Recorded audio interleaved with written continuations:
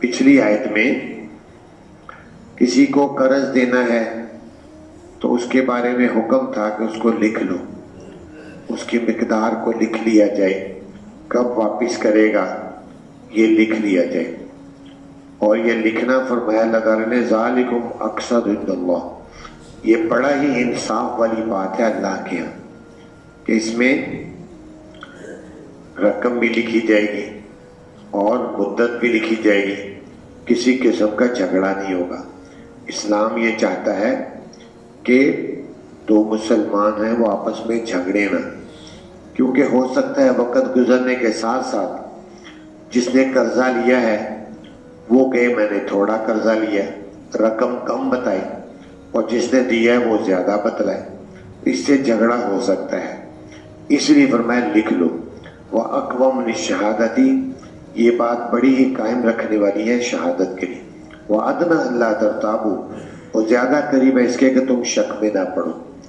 إِلَّا تَكُونَ تِجَارَةً حَاضِرَةً، مگر یہ کہ ہو تجارت جو حاضر ہوتی ہے، اس میں کوئی بعد میں نہیں، موقع پر پیسے دیے چیز لے لی، لین دین کرتے ہو تم اس کا آپس میں، بس نہیں ہے کوئی حرج تم پر یہ کہ تم نہ لکھو۔ عام حالات میں جیسے انسان دکان پر جاتا ہے، 5 کلو چینی لی یا مرچیں لی یا نمک لیا یا چیزیں، تو اب اس کی نہ دکاندار کو لکھنے کی ضرورت ہے کیونکہ اسی وقت پیسے دیے اسی وقت چیز دے دی، اس کے لیے بھی دقت ہے، اور نہ ہی گاہک کو اس حوالے سے لکھنے لکھانے کی کوئی ضرورت ہے کیونکہ یہ موقع کی تجارت ہے، اس میں تم نہ لکھو تو اللہ تعالیٰ کوئی حرج نہیں، ٹھیک ہے۔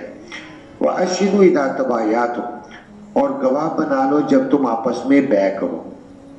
لیکن اگر کوئی ایسی بیع ہے جو کسی عام طور پر بڑی چیز کی ہے، جیسے گھر کو بیچا جاتا ہے یا کوئی گاڑی بیچی جاتی ہے، تو ایسی چیز میں کتنے میں سودا طے ہوا ہے اور کب پیسے دے گا اس کو لکھ لو کہ یہ اس میں فائدہ ہے۔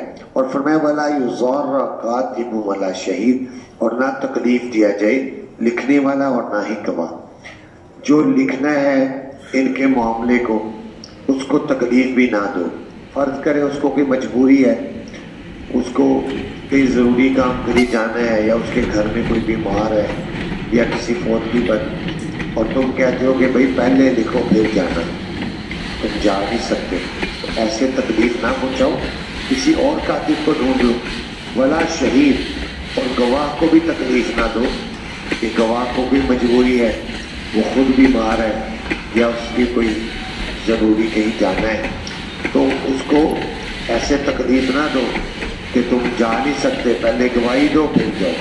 اللہ تعالیٰ فرما رہے ہیں کاتب کو اور گواہ کو تکلیف نہ دو، جب ان کو آسانی اور سہولت ہو ان کو ساتھ لے دو۔ وَإِن تَفْعَلُوا فَإِنَّهُ فُسُوقٌ بِكُمْ وَاتَّقُوا اللَّهَ، اور اگر تم کرو گے تکلیف دو گے بس بے شک یہ نافرمانی ہے تمہاری، اور ڈرتے ہو اللہ سے، تعلیم دیتا تم کو اللہ تعالیٰ، اور اللہ تعالیٰ ہر چیز کا علم رکھنے والا ہے۔ یہ تو پیسے کے لین دین، قرضے وغیرہ کا، ادھار کا معاملہ تھا جس کے بارے میں اللہ تعالیٰ نے تعلیم دے دی۔ اب یہ ہے اگلی آیت میں رہن کا مسئلہ۔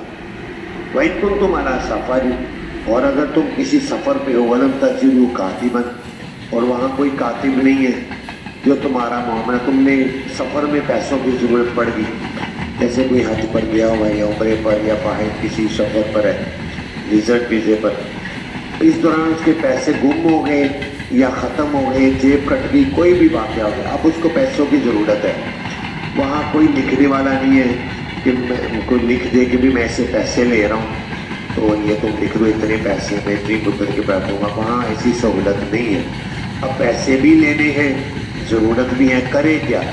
فَرِحَانٌ مَقْبُوضَةٌ، تو رہن رکھنا ہے قبضہ کیا ہوا، وہاں پر اب رہن رکھی جائے گی کوئی چیز جس سے تم پیسے لے رہے ہو، اس کو اپنی کوئی چیز رہن رکھو، مثلا انگوٹھی ہے وہ رہن رکھ دو، یا کوئی ایسی چیز کہ بھی یہ تم اپنے پاس رکھو، جب میں تمہیں پیسے دے دوں گا تو تم مجھے واپس کر دینا۔ تو یہ رہن رکھنا جائز ہے. رہن یعنی جس کو ہمارے یہاں گروی کہتے ہیں. حضرت صلی اللہ علیہ وسلم نے گروی جو ہے رکھوایا ہے. ایک دفعہ آپ نے جو منگوائے ایک آدمی سے اور غیر مسلم تھا, اس سے جو بطور ادھار منگوائے, اس نے کہا کوئی چیز گروی رکھواؤ. تو نبی پاک صلی اللہ علیہ وسلم نے اپنی زرہ گروی رکھوائی اور اس سے وہ جو لیے. اس کے بعد نبی پاک صلی اللہ علیہ وسلم کو وہ واپس کرنے کا موقع نہیں ملا کہ جو واپس کر کے اپنی زرہ لے. آپ فوت ہو گئے, دنیا سے چلے گئے. تو سیدنا صدیق اکبر رضی اللہ تعالیٰ عنہ نے پھر وہ اس کے جو واپس کر کے نبی پاک صلی اللہ علیہ وسلم کی زرہ کو واپس لیا. تو اس طرح گروی رکھوائی زرہ اور جو کو استعمال کیا. بس اس میں یہ مسئلہ ہے کہ جو چیز گروی رکھوائی جاتی ہے اس سے فائدہ اٹھانے کی اجازت نہیں ہوتی, فائدہ نہیں اٹھا سکتے. مثلا گھر ہے گروی دیا تو اس میں رہائش نہیں رکھ سکتے. یا اگر بالفرض کسی نے کوئی جانور گروی رکھوایا دودھ والا, جیسے بھینس ہے, گائے ہے, تو اس کا دودھ نہیں نکال سکتے. یا کوئی سواری کی چیز, مثلا گاڑی دی ہے, پہلے زمانے میں گھوڑا اونٹ ہوتا تھا, آج کے دور میں گاڑی ہے, گاڑی گروی رکھوائی اور پیسے لیے. اب جس کے پاس گاڑی گروی رکھی ہے اس گاڑی پر سیریں نہ کرتا رہے, کبھی مری جا رہا ہے کبھی کہاں جا رہا ہے, تو فائدہ نہیں اٹھا. اگر بالفرض مشین ہے, فرض کریں مشین کسی نے گروی رکھائی ہے کہ یہ میری مشین ہے, واشنگ مشین ہے آٹومیٹک, یہ آپ رکھ لیں اور مجھے آپ 50,000 دے دیں, جب میں دے دوں گا آپ کو مشین واپس لے لوں گا. اس نے کہا چلو مشین تو آ گئی, گھر کے کپڑے تو دھوئے, تو کپڑے تو اتارا. تو یہ بالکل جائز نہیں ہے, یہ اس کی بالکل اجازت نہیں ہے کہ جو چیز گروی رکھوائی جائے اس سے فائدہ نہیں اٹھا سکتے. تو وہ گروی ہے صرف اس لیے کہ جب رقم ملے گی میں واپس کر دوں گا. تو یہ ہے اس کی گروی. تو فرمایا فَإِنَّ مِنْ بَعْضُكُمْ بَعْضًا, اگر بے خوف وہ تمہارا بعض سے, پر چاہیے کہ ادا کر دے وہ شخص جو امین بنایا گیا ہے اپنی امانت. تو اب چاہیے کہ وہ پوری طرح جو اس سے اس نے پیسے لیے تو اپنی چیز گروی رکھوائی تھی وہ واپس کر دے. وَلْيَتَّقِ اللَّهَ رَبَّهُ, اور چاہیے کہ ڈرے وہ اللہ سے جو اس کا رب ہے. وَلَا تَكْتُمُوا الشَّهَادَةَ, اور نہ چھپائے وہ شہادت کو. وَمَن يَكْتُمْهَا, اور جو بھی چھپائے گا وہ شہادت کو, فَإِنَّهُ حَاسِبٌ قَلْبُهُ, بس بے شک گناہ گار ہے اس کا دل. وَاللَّهُ بِمَا تَعْمَلُونَ عَلِيمٌ, اور اللہ تعالیٰ ان کاموں کا جن کو تم کرتے ہو جاننے والا ہے. اللہ تعالیٰ سے دعا ہے اللہ تعالیٰ ہمیں قرآن پاک کو سمجھنے کی, اس پر عمل کرنے کی توفیق عطا فرمائے.